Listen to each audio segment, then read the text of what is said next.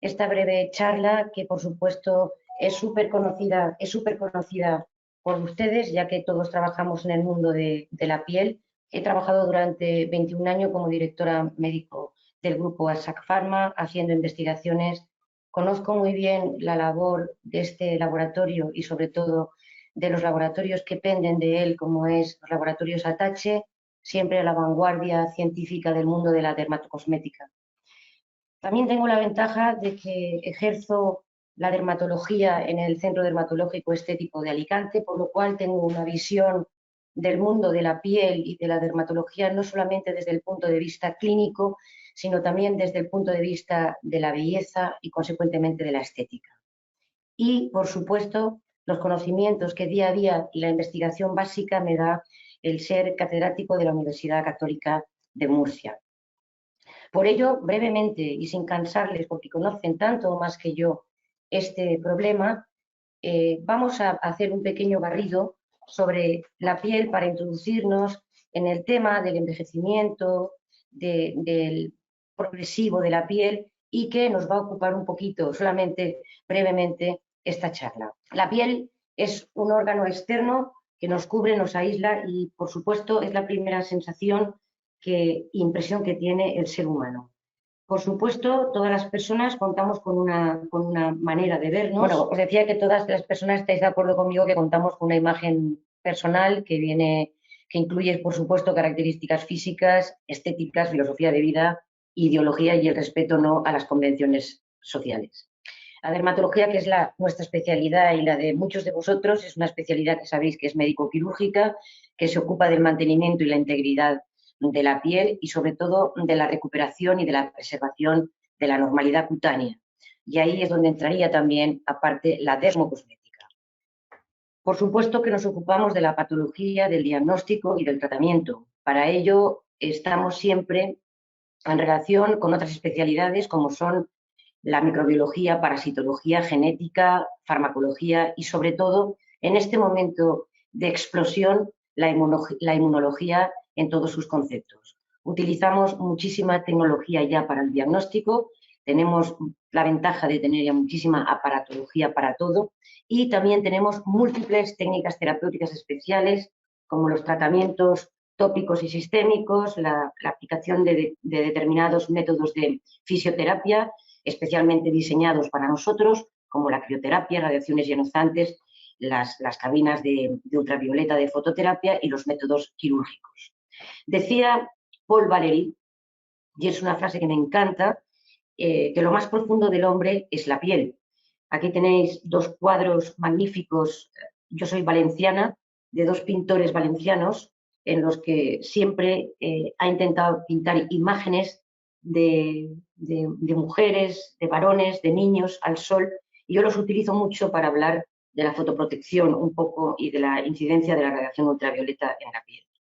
Vamos a repasar lo más profundo del hombre, que es la piel, rápidamente, para refrescar los conocimientos que tenemos de sobra todos los que me estáis escuchando. Sabemos que la piel se compone de tres capas principales, tres compartimentos: el compartimento superficial epidérmico, la dermis, la hipodermis, y que la epidermis es un epitelio profundamente conflictivo, decimos, porque es un muro de contención, pero está formado por un epitelio pluriestratificado, queratinizado,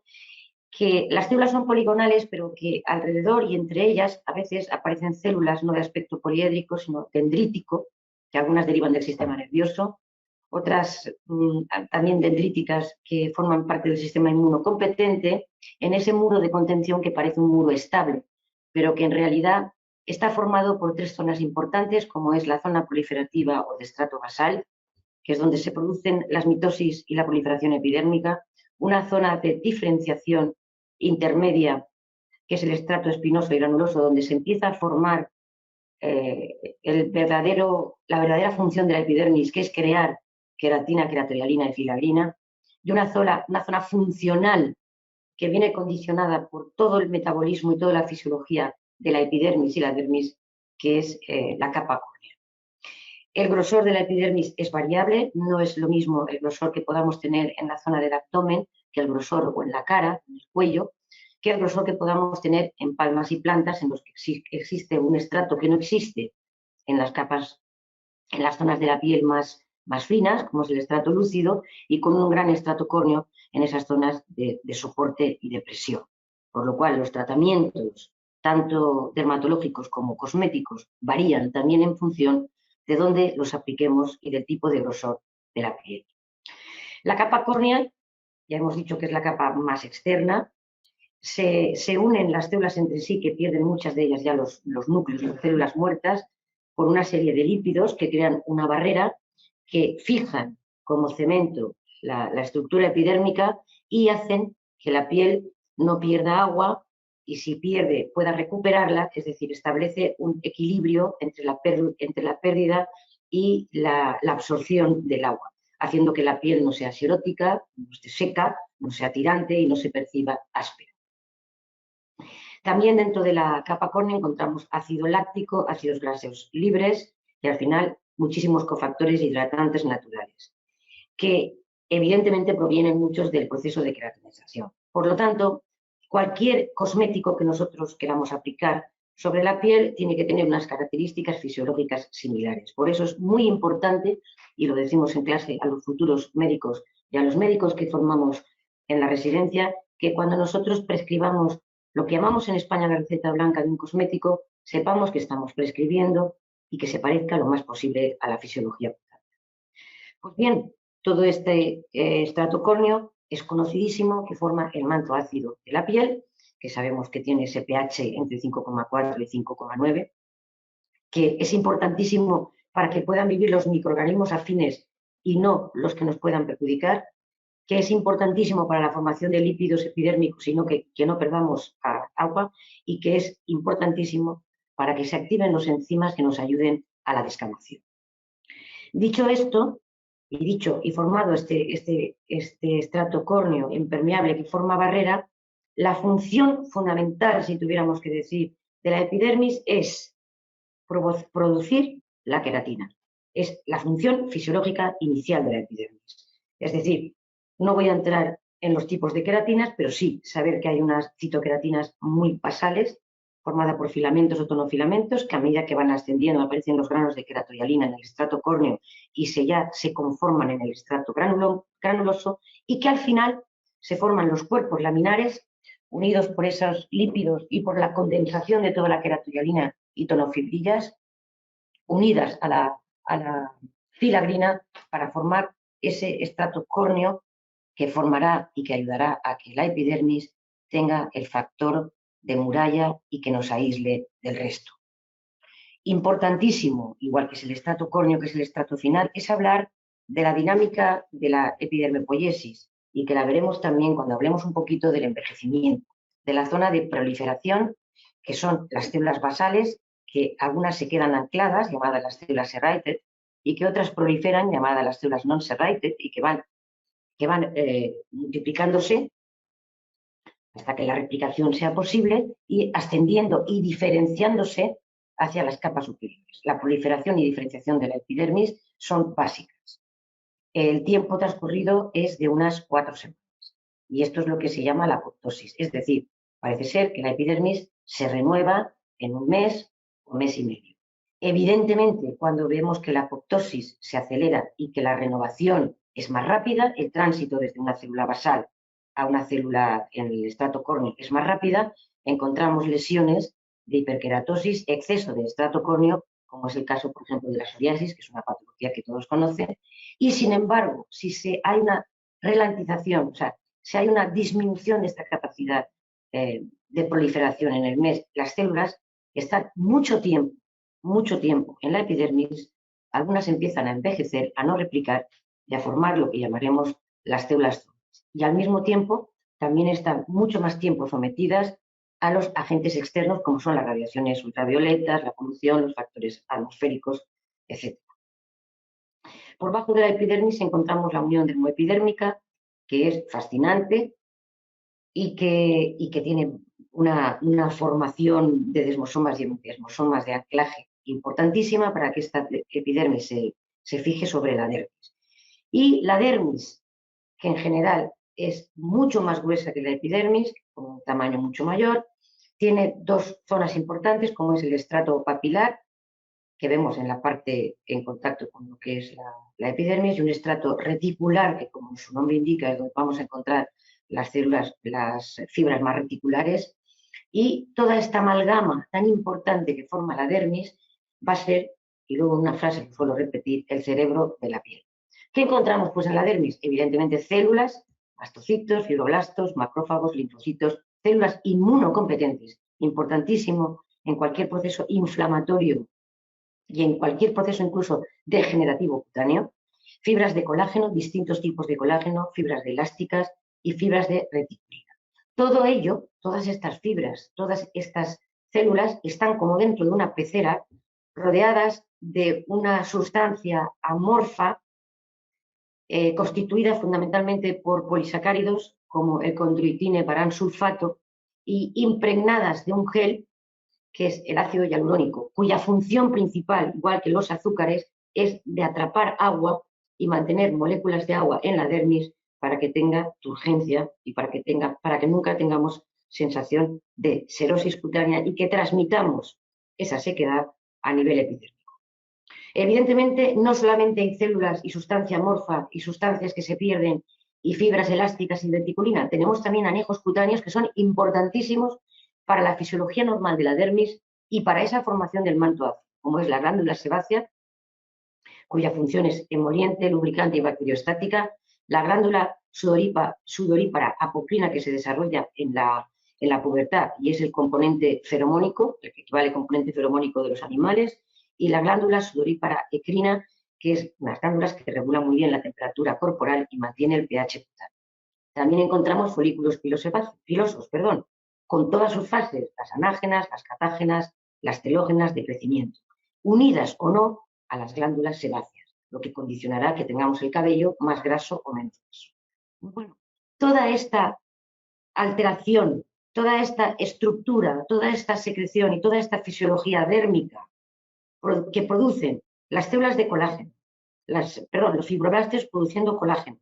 las fibras de colágeno, las fibras elásticas, las de reticulina, los mastocitos, las células linfoides, las secreciones de las glándulas ecrinas, apocrinas y sebáceas. Y toda la amalgama que constituye esa pecera donde se encuentran todas las células y fibras que forman las dermis es lo que va a transferir a la epidermis ciertas señales para que tengamos la piel sana. Por lo tanto, es importantísimo que cuando aplicamos un producto dermatológico, corticoides o productos antiinflamatorios por vía tópica, estemos seguros que entra a la dermis, o si no su acción no será la correcta. Y cuando apliquemos un cosmético, como mínimo debe llegar a la dermis superficial para ser atrapado por las capilares que están en candelabro a nivel de los procesos interpapilares epidérmicos. Todo ello condicionará las funciones de la piel,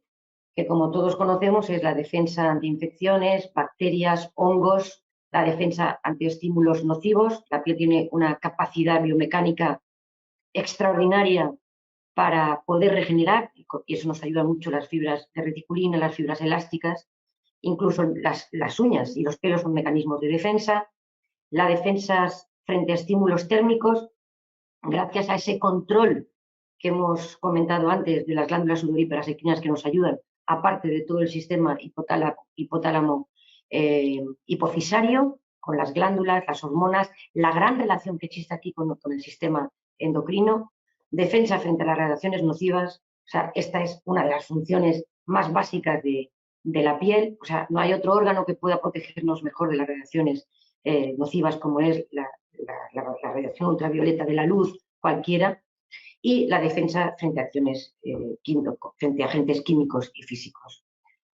Pero para mí una de las funciones más importantes y que yo quiero destacar porque forma extremadamente parte en lo que es el envejecimiento de las células y es la aparición de células que se quedan como muertas pero no están, es la complejidad inmunológica. O sea, la piel es un gran policía inmunológico. Los queratinocitos, linfocitos, fibroblastos son células que intervienen como porteros inmunológicos autorregulan el crecimiento y la diferenciación de las células en su origen hasta que mueren, participan en el tráfico linfocitario, frenando o activando si se necesita, y es uno de los órganos dianas más específicos de los mecanismos de la inflamación. Por lo tanto, y repito con este cuadro magnífico, que la epidermis significa vida y la dermis calidad de vida. Si damos calidad de vida a la dermis, tendremos una epidermis que reflejará aquello que nos hace falta. Pero importantísimo para mí, aparte de hablar de la fisiología, es qué funciones específicas tiene la piel que forman parte de nuestra identidad y que evidentemente no la tiene otro órgano de nuestro cuerpo. Dos, fundamentalmente, y que nos sirven como tarjeta de visita, que son las emociones y la identidad. En cuanto a las emociones y a la identidad, nosotros las vamos a identificar por la piel, por el sentido del tacto, que solamente lo tiene la piel, no lo tiene otro organismo, y la pigmentación. El sentido de tacto, que es el responsable de la percepción, de la estimulación, de la propiocepción, de la percepción del dolor o de los estímulos químicos, y también de la percepción de la temperatura. Esto es importantísimo porque nosotros percibimos con el tacto, hasta cuando nos ponemos un cosmético, en el caso de los que vamos a hablar, de esas propiedades organolépticas que tiene y de esa sensación cuando la aplicamos sobre el rostro o sobre cualquier otra parte del cuerpo. ¿Por qué? Porque tenemos unos receptores sensoriales importantísimos que pueden estar libres o encapsulados, unos receptores libres que se relacionan con los discos de Mercury que van directamente al sistema nervioso central y unas terminaciones encapsuladas que nos permiten distinguir la recepción del dolor, la presión, el estiramiento o la vibración. Y todo eso hace que nosotros podamos sentir, que podamos percibir. A mí me gusta mucho esta comparación y la utilizo mucho, y es que si nos preguntan qué contiene el lienzo de una figura, por ejemplo, la figura de René Magritte, el autor, nosotros diríamos todos que esto es una pipa. Sin embargo, de este modo, el autor subrayaba con la capacidad de los grandes artistas plásticos para expresar ideas extraordinarias, que el concepto de que el arte, en el mejor de los casos, solo refleja aspectos limitados de la realidad. Si se extiende esta misma reflexión a la ciencia o a la dermatología, en particular, o a la dermocosmética, cabe decir que la imagen que los seres humanos tenemos del mundo exterior y de nosotros mismos es como la pipa de Magritte, solo una representación de la realidad y no la realidad misma. La vista sí percibe una pipa, incluso podríamos crear un olor de pipa, si queremos, pero solamente el tacto, si nos tapara los ojos, nos llevaría a la identificación inequívoca del objeto. Por lo tanto, qué importante es en la dermocosmética palpar, tocar y aplicar. Por ejemplo, en el arte, el tacto en el arte está en este cuadro de Alma Tadema del beso, en que la niña es recibida por su madre y su madre, a través de la mucosa de los labios, le da un beso. ¿O qué decimos, por ejemplo, del tacto en el arte, cuando para Donatello es tan importante el tacto? Y eso queda reflejado en los relieves o en esta imagen que tiene de María Magdalena, que toda la persona cuando la ve tiene intención de tocarla para ver las aristas o para ver esa sensación de relieve que tiene la imagen. Incluso Benedetti decía que las caricias de los sueños, que son prodigio y encanto, adolecen de un defecto, que no tienen tacto. Por lo tanto, nosotros somos unos privilegiados de conocer en nuestra especialidad y en la estética que el tacto es importante. Y otro signo de identificación importantísimo también para la dermatología y para la dermocosmética es la pigmentación. El color de la piel ha sido una característica fenotípica crucial en la historia, hasta incluso el punto de que la raza se designa según el color de su piel. A través de la historia, los diferentes colores han cautivado la atención de descubridores, historiadores, poetas, seducidos por las diferentes tonalidades de la piel. Esto se debe a este componente que tenemos en la piel, que es la melanina, que está producida por los melanocitos, que tiene un aspecto dendrítico, porque en realidad derivan del sistema nervioso central. Por eso nosotros muchas veces los dermatólogos decimos que somos hermanos de ectodermo con los neurólogos y con los psiquiatras, y hay tanta manifestación neurológica y tanta manifestación psicológica en la piel de los sistemas nerviosos justamente por esta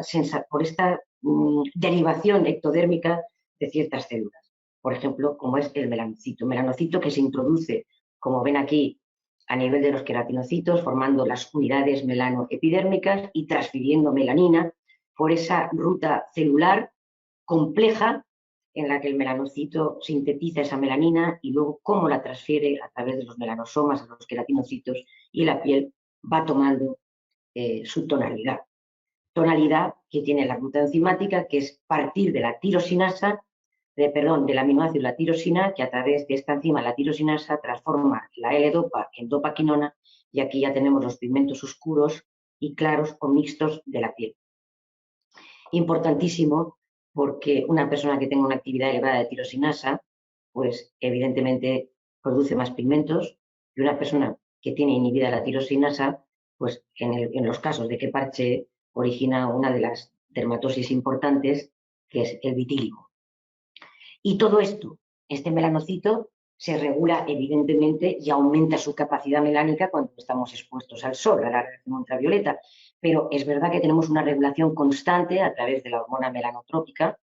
la hormona hipotálamo hipofisaria, que hace que tengamos y mantengamos siempre una tonalidad cutánea más o menos estable, a excepción de cuando nos pigmentamos por el sol. Hormona MSH, que se parece mucho, excepto en los últimos aminoácidos, a la prolactina y a los estrógenos, y de ahí que muchas veces los melanocitos que tienen receptores, evidentemente para estas hormonas, la captan, la confunden y empiezan a parchear la piel y empiezan a aparecer los melasmas por las lesiones hiperpigmentadas postinflamatorias. Evidentemente, el control de la pigmentación también lo lleva la hormona ACTH, los estrógenos, como he dicho, y los gestágenos, la temperatura, algunos metales y evidentemente algunos fármacos. Todo esto, toda esta pigmentación, constituye los denominados fototipos cutáneos, que es la capacidad que tiene la piel para reaccionar ante una exposición solar. Realmente nos identifica, nos diferencia y es una tarjeta importante de presentación. Estos fototipos, que los describe Fitzpatrick, muy conocidos, fototipo 1, 2, 3, 4, 5, 6, en función de la piel que se tenga, muy blanca, blanca, morena, muy morena, negra, que puedan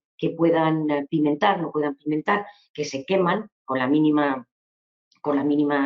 intensidad lumínica, son importantes para nosotros en el mundo de la dermoestética y de la dermatología para poder aconsejar un factor de protección adecuado a cada fototipo. Pues bien, dentro de todo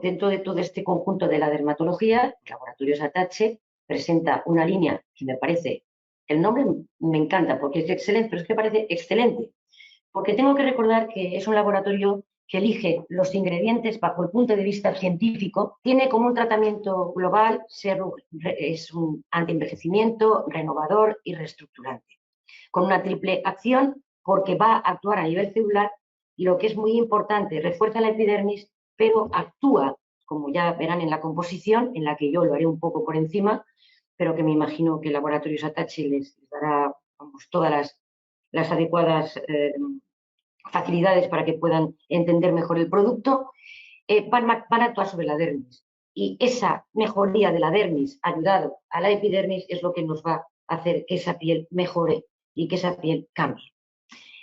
Por eso digo yo que la piel que hemos visto ahora desde el punto de vista anatómico, fisiológico, patológico, también se puede definir desde el punto de vista estético e incluso sociopolítico. Lamentablemente aún hay gente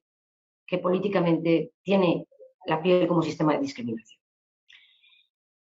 La belleza se define como la característica de una cosa o personas a través de una experiencia sensorial que procura una sensación de placer o un sentimiento de satisfacción. Es una definición completamente clara. Y la estética justamente es la rama de la filosofía que tiene por objeto el estudio de esa esencia y esa percepción de la belleza. Y vuelvo otra vez a la pipa de Marie. Como decía antes, asume esa virtud si no la tienes. O sea, uno tiene que saber dónde estoy, qué es lo que tengo, qué edad tengo y cómo puedo mejorar. Sabiendo siempre que la imagen que a lo mejor nosotros percibimos de nosotros mismos no es la realidad. Por lo tanto, también debemos dejarnos aconsejar por el dermatólogo, por el médico estético, que nos va a ayudar y a comprender las necesidades que tenemos. sobre todo para luchar contra el envejecimiento cutáneo, para, yo no diría combatirlo ni anularlo, porque envejecer vamos a envejecer, sino por intentar no destruir aquello que ya dejamos de sintetizar de la manera cuando teníamos menos edad, sino mantener aquello que tenemos. El envejecimiento cutáneo en general y en particular el cutáneo es un proceso universal que, sin embargo, hay diferencias individuales. Existen varias teorías para ello, como es la teoría no estocásticas, como es la genética, con la cual pocas cosas podemos hacer mientras no hagamos una manipulación genética, y las teorías estocásticas que hacen referencia al daño ambiental, acumulativo, a través de la oxidación, glicación producida por el tabaco, el sol, contaminación, etc. Si vamos a las no estocásticas, que hacen referencias a las predeterminadas fundamentalmente, estas están metidas y programadas en lo que es contenido, toda la estructura y toda la ciencia que existe en el genoma y en todas los gerontogenes.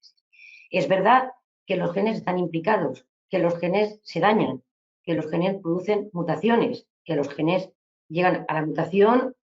que la mutación puede dar una mutación patológica neoplásica o puede dar una mutación que te produzca la muerte, o sea, la replicación de la célula y la muerte.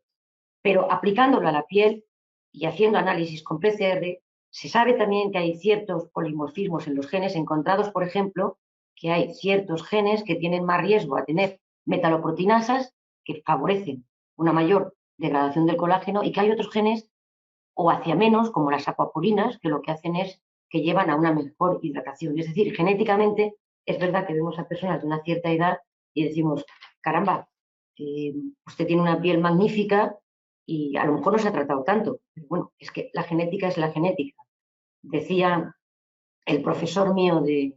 Medicina Interna de la Facultad de Medicina de Valencia que no solamente se heredan las deudas y los millones, se hereda también la genética. Y es conocido dentro de todo el estudio del genoma y de la genética las investigaciones de Hartley, que son clásicas, ¿no? Que llega un momento que la célula se replica, pero que llega un momento que hay un número finito de duplicaciones y que las células pierden su capacidad y entran en lo que se llama la senescencia replicativa. Es decir, la célula tiene un límite de replicación y entonces nosotros decimos, bueno, ¿y qué hacemos? Pues ahora la investigación que desde hace unos años, que ha recibido varios premios en España, la replicación fundamental la estamos basando en el estudio de los telómeros y la recuperación de los telómeros. Los telómeros son secuencias del DNA no codificada que están en los extremos de los cromosomas. Y la función es prácticamente estabilizar. Es exactamente como hace la capa córnea a nivel de la piel, estabilizar. Pero la dermis y la epidermis tienen que diferenciarse. Lo mismo pasa con los telómeros. Los telómeros tienen que estar estabilizados y mantienen la integridad cromosómica siempre y cuando no se ataque directamente a todo el par cromosómico o directamente a ellos. La disfunción de los telómeros, mostrada porque se acortan, se ha relacionado justamente con el envejecimiento, la senescencia, las enfermedades y el cáncer, y va muy unido a las mutaciones que antes decíamos del genoma. María Blasco es una de las investigadoras españolas que más ha estudiado en el Consejo Superior de Investigaciones Científicas la prolongación y la protección de los telómeros. Y ella está diciendo, esta frase es de ella, en la que dice al final que actuar sobre los telómeros es una buena cara del prisma de la eterna juventud. Y yo digo, vamos a hacer hincapié en esto, a estudiar y a ayudar con ingredientes y con activos que activen esta acción de telómeros para no caer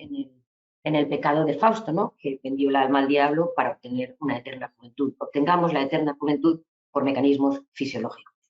Como he dicho antes, el acortamiento de estos telómeros en los cromosomas, que son estas puntas de iceberg que tienen, estrechamente está vinculado al envejecimiento celular. Y justamente la telomerasa, vamos a ver, es una enzima que permite alargar estos telómeros. Es decir, nosotros lo que tenemos que tener es telomerasa, pero siempre con un equilibrio, porque el telómero se va acortando, porque el número de divisiones llega. Pero la telomerasa, igual que luego repetiré en los antioxidantes, tiene que tener un equilibrio. Y aquí tienen ustedes la diapositiva más importante que he visto en el Consejo Superior de la regulación de la telomerasa. La telomerasa alarga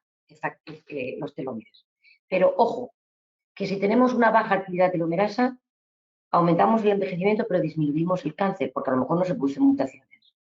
Si tenemos una elevada actividad telomerasa, pero tenemos una supresión tumoral, porque la elevada nos puede aumentar la producción de mutaciones genéticamente conducidas, tendremos una disminución del envejecimiento y del cáncer. Y si tenemos una elevada actividad de la telomerasa, seguro que disminuimos el envejecimiento, pero podemos hacer que esas células muten. Es importantísimo en el mundo, y todos los que me están oyendo estarán de acuerdo conmigo, el equilibrio en cualquier reacción, en cualquier sistema bioquímico en el que entren las enzimas. Por lo tanto, hay que tener una buena regulación de la telomerasa, siempre cuidarla, pero no pasarnos ni activarla demasiado, sino tener el equilibrio perfecto. Por eso aún no hay medicamentos establecidos, que diríamos con ensayos clínicos, con doble ciego placebo a nivel de la medicina, con telomerasa directamente en seres humanos para alargar esos telómeros por miedo a a la falta de equilibrio que existe. Mientras que sí, que en ratones sí que se han hecho muchísimas investigaciones.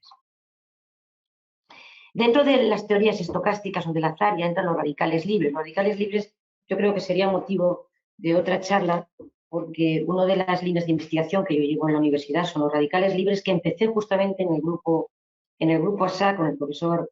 Jaime de Miquel, que trabajó con Harman, que fue también una persona que estuvo programada para el premio Nobel, y que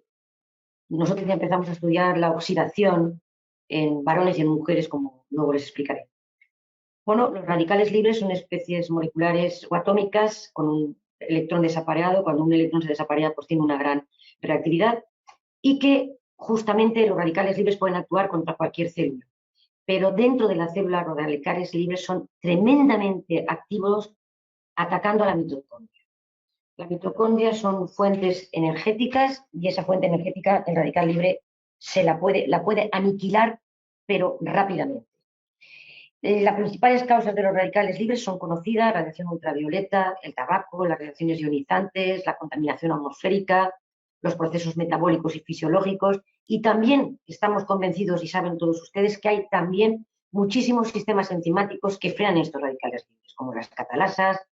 el glutatión peroxidasa, la coenzima Q10, una gran sustancia como cosmética, vitamina C, otra gran sustancia, flavonoides, etcétera, incluso los fitoestrógenos.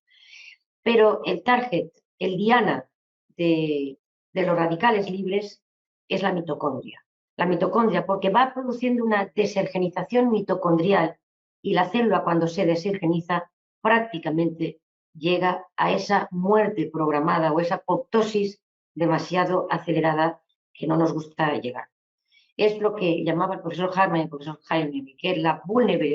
vulnerabilidad de las mitocondrias al estrés oxidativo. De la frase del profesor Miquel es una que creo que todos habrán oído, que es que nos envejecemos porque nos oxidamos. Esa frase es del profesor Miquel, que estuvo colaborando durante 12 años conmigo en el departamento médico del grupo ASAC Pharma, donde pertenece el grupo Laboratorio Atachi. Las mutaciones mitocondriales son realmente terribles para la célula, pero causan a su vez también los radicales una degeneración mitocondrial y un envejecimiento. 2 minutos para explicarle uno de los trabajos más importantes y que ha sido más leído, que lo hicimos en el año 1998, el que nosotros quisimos ver la oxidación en mujeres y en varones por edades. Para medir esta oxidación que dirigió el doctor Miquel, lo que hicimos es estudiar la oxidación de los lípidos, del colesterol HDL oxidado, del colesterol LDL y de los triglicéridos, a través de unas técnicas específicas por las concentraciones del tiobarbitúrico como sustancia reactiva. Bueno, si ustedes ven aquí, por edades de 21 a 40 años, los hombres están más oxidados que las mujeres, posiblemente por la incorporación al trabajo, porque la mujer en esos años estaba menos incorporada y el estrés oxidativo era mayor en los hombres. De 41 a 60 años, si nos damos cuenta, empieza a igualarse la oxidación, pero es a partir de los 61-70, donde la mujer ya no está en el climaterio, sino en la menopausia, donde existe una oxidación el doble en la mujer que en el varón. Esto nos ayudó a empezar a estudiar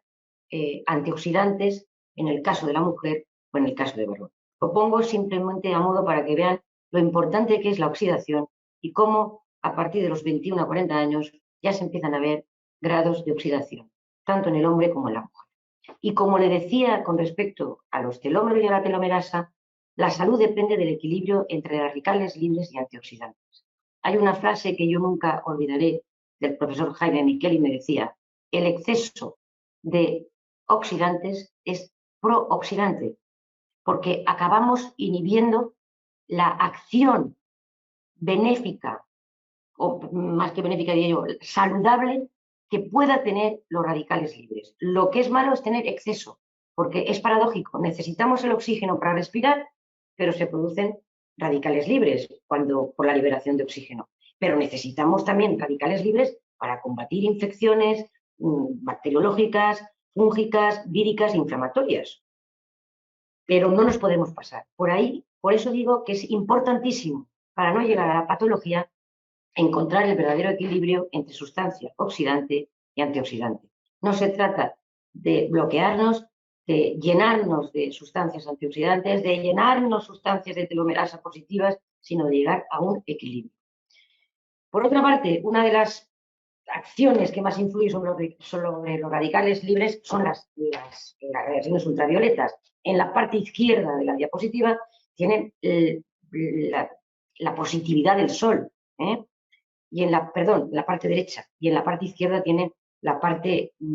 nefasta del sol, como son las quemaduras, la fotoalergia, las cataratas, las mutaciones, la fototoxicidad, las alteraciones fotoinmunológicas. Sin embargo, sabemos que es importantísimo el sol para la fotosíntesis, para la síntesis de vitamina D, para el calor, para la destrucción de patógenos y para la fototerapia. La radiación ultravioleta que nos llega a nosotros está conformada por la radiación ultravioleta B, la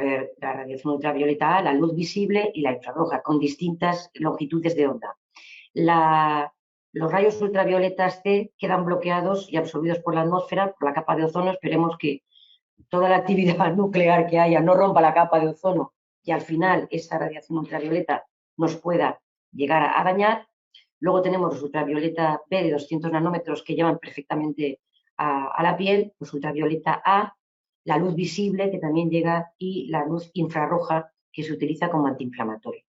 En esta diapositiva vemos perfectamente las longitudes de onda cómo entran. Es decir, podríamos decir que la radiación ultravioleta B es más eritrógena y la acción ultravioleta A, como ven aquí en la diapositiva, entra a nivel de la dermis y es muchas veces la responsable más directa del envejecimiento cutáneo. Quizá la ultravioleta B sería de las quemaduras y la A, persistiendo y sin procurar una buena protección, sería una de las causas, una de las longitudes de ondas que más dañaría esa pecera llena de hialurónico, de condroitines, de colágeno, de elásticas, de reticulina, de células y de todo el sistema inmunocompetente. La luz visible es muy importante también para nosotros, llega al tejido celular subcutáneo, y la infrarroja, que la utilizamos como infrarrojos, aunque puede también pigmentar. Evidentemente, el envejecimiento cutáneo progresivo nos va a llegar. Por ejemplo, en esta diapositiva tienen ustedes la imagen de un hombre que vino a la consulta y simplemente iba la cabeza cubierta con lo que llamamos aquí una boina, porque no llegaba a ser un sombrero, y no tiene ni siquiera una lesión dermatológica. Sin embargo, en el resto ya empiezan a haber lesiones hiperpigmentadas, máculas, y esta persona fue operada por un carcinoma epidermoide a nivel de pabellón auricular. Esto está muy bien representado, lo que es el envejecimiento, por el cuadro de Jacob y O'Danae, que refleja a los 4 evangelistas con el síndrome de Fabry-Rocuchot, caracterizado por comedones, arrugas, quistes foliculares y surcos en la piel. evidentemente, a nivel de la progresión de la edad nos vamos a encontrar con manchas léntigos hiperpigmentadas, arrugas que pueden ser finas, de expresión, estáticas, con poiquilodermia, es decir, una piel fina en la que vemos alteraciones de la pigmentación, en la que aparecen ya los capilares dilatados, en las que pueden afectar a la cara, dando esa rosácea telangiectásica. Aumentan los radicales libres también el tabaco, con la pérdida de luminosidad y tono, con arrugas, alteraciones de la cicatrización y el grado máximo y tono, con arrugas, alteraciones de la cicatrización y el grado máximo llegando al, realmente al cáncer cutáneo, como son los carcinomas vasocelulares, los epidermoides o el paso de un lunar, de un nevus melanocítico a un nevus displásico y a un melanoma o un melanoma de Bauer. También existen los factores hormonales, como son los factores tanto en el caso del hombre como la mujer, los estrógenos y los andrógenos. La pérdida de andrógenos es importante también para la piel porque tienen receptores para los queratinocitos, adipocitos y glándulas sudoríparas y aumenta el grosor irregular de la piel en el caso de los varones y en el caso de la mujer. Evidentemente, si los estrógenos nos ayudan a la regulación de la queratina para la diferenciación, a la síntesis de colágeno, a la síntesis de melanina y al aumento del ácido hialurónico, es de esperar que una merma de estas hormonas nos produzcan todo lo contrario, la pérdida de todas estas sustancias. Bueno, y por eso Atache lo que intenta luchar ya, y me gusta más que llamar envejecimiento, es hablar de esa senescencia celular que empieza a partir de los 30 años, porque se empieza a cambiar la función barrera. En la dermis se producen afecciones estructurales como la falta de firmeza, palidez, descolgamiento, y a nivel de las células dérmicas disminuyen su síntesis, no solamente de colágeno, sino de todas las sustancias, y sobre todo se altera el sistema inmunocompetente. Entonces, está claro, no me quiero repetir, que las células tienen un ciclo celular, producen las células hijas y que nosotros tenemos un fusible en la piel que es la apoptosis, que es el proceso de suicidio. O sea, yo no lo llamaría de suicidio, sino de terminación de esa diferenciación, ¿vale? En el que, pues la piel las células de la basal se han replicado, pero llega un momento en que llegan de replicarse y forman el estrato córneo con lo que se llama la apoptosis fisiológica. Sin embargo, cuando avanza la edad, si sumamos a esa apoptosis fisiológica los estrés oxidativos de los que hemos hablado, de la luz, el tabaco, la mala alimentación, la polución atmosférica, pues se conduce a una producción de células senescentes, que son células que han perdido su capacidad de autodestruirse por una apoptosis fisiológica o de renovarse, se quedan estáticas y son llamadas células zombies, que me gusta mucho lo del nombre de células zombies, porque ni están vivas, como dicen las publicaciones, ni están muertas, pero quedan ahí en una fase, podríamos llamar hibernación, fuera de lo que es la apoptosis, pero lo peor es que están sujetas al estrés oxidativo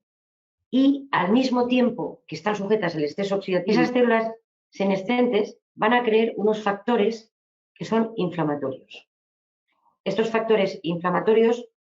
actúan sobre las células de al lado, aunque estén aún medio replicándose, para hacerlas también de su misma familia, para dejarlas paradas. Y esto es lo que acelera el descolgamiento de la piel y la aparición de las arrugas en el caso de la piel.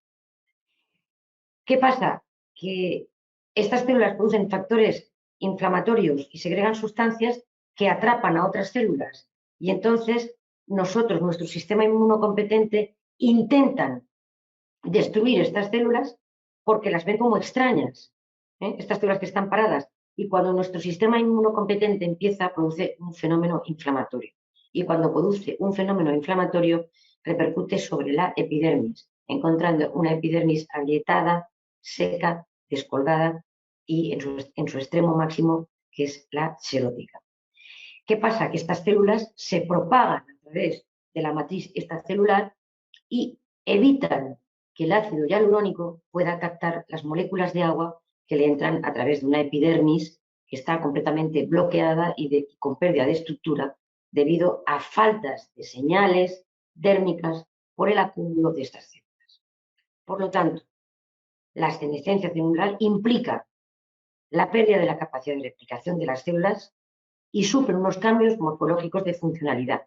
Pero, ojo, estas células provocan sustancias que atraen a esas células a la muerte también, digamos, pasiva, y al mismo tiempo hacen que nuestro organismo, nuestro sistema inmunocompetente, provoque sustancias que puedan destruirlas. Por lo tanto, la línea Excellence está perfectamente trabajada para actuar a 3 niveles. A nivel celular, por la protección de los telómeros, proteger y reparación del ADN, estimular el colágeno, la elastina y el ácido hialurónico, o por lo menos, como mínimo, a cierta edad, evitar que no se destruya ese colágeno y esa elastina, evitar la degradación crónica, que es a lo que yo me refería, regenerar la estructura celular y la función barrera que se está perdiendo por esta senescencia de células. ¿Qué productos tiene esta línea? Pues tiene una crema con una triple acción antienvejecimiento, que yo no voy a repetir, que es la misma, siempre matriz extracelular, porque si no actúa sobre la matriz no puede regenerar la epidermis, que está indicada para pieles maduras, con una serie de ingredientes que todos tienen unos complejos importantísimos antioxidantes y de estimulación de telómeros, y sobre todo con un complejo de ceramidas que me parece magnífico, porque la ceramida es una de las sustancias que se encuentra normalmente en la capa córnea y por lo tanto la absorción de esa crema va a llegar a nivel de dermis superficial. Aquí tenéis los ingredientes de esta crema con las acciones tanto a nivel de la matriz extracelular, de la epidermis, como del ADN celular. Os comento que cualquier crema que actúe sobre la matriz extracelular va a condicionar una buena epidermis. El sérum de glicólico, que sabemos que los glicólicos están formulados justamente con alfa y beta polihidráxidos, y con lo que reduce son las imperfecciones, intentando unificar, sobre todo hacer un soft focus, intentando actuar sobre la epidermis fundamentalmente. Aquí no hay una actuación dérmica, por eso la actuación del glicólico es muy rápida, porque lo que hace es actuar sobre la epidermis haciendo una exfoliación y una renovación para evitarnos, para intentar lo que yo había dicho antes, que tengamos ese sistema de transgresión de agua y de TB en perfectas condiciones. Una crema regenerativa de día, que vamos a ver los componentes, en la que, como veis, también actúa sobre el DNA celular, protegiendo los telómeros, y que eso tiene la acción directamente antioxidante sobre la epidermis a través también de los filtros solares que se les asocia, que es importante, sobre todo ante una crema de día y sobre todo en países o zonas donde la verticalidad de la radiación ultravioleta es importante. Luego el doble serum, que bueno, con lo que combate son los signos de la degeneración de los fibroblastos y mantiene una actividad vital importante, y aquí actúa sobre la matriz extracelular. Este es el potente, podríamos decir, que actúa sobre todo el concepto del compartimiento dermo y epidérmico, con un protocolo de uso para el envejecimiento tanto intrínseco como extrínseco, con sus cremas de días de regeneración, su crema de noche, que podemos utilizar el doble serum y el ácido glicólico, la crema de Advanced Repair, que a continuación se puede aplicar perfectamente, son el protocolo de uso, y que yo me he permitido recordar que desde el punto de vista del Centro Dermatológico de Alicante nos hemos dado cuenta en el departamento de estética, los médicos estéticos que están con nosotros y los propios dermatólogos que trabajamos aquí, nos hemos dado cuenta que ha incrementado el uso muchísimo de los varones que vienen a la consulta para mejorar su piel, no solamente por la patología. El otro día en el departamento de estética de aquí del centro dermatológico subí un momento para ver a una compañera para diagnosticar unas manchas, y me di cuenta que sentadas habían más varones que mujeres esperando a ser atendidos. Por lo tanto, ya no podemos decir esto es para las mujeres, evidentemente la mujer se cuidará más, pero yo también abro una brecha aquí a favor de los varones, y me he permitido, dentro de los productos, clasificarlos un poquito por edad, aunque todos se pueden utilizar y ustedes luego pueden preguntar. Si sé la contestación humildemente y con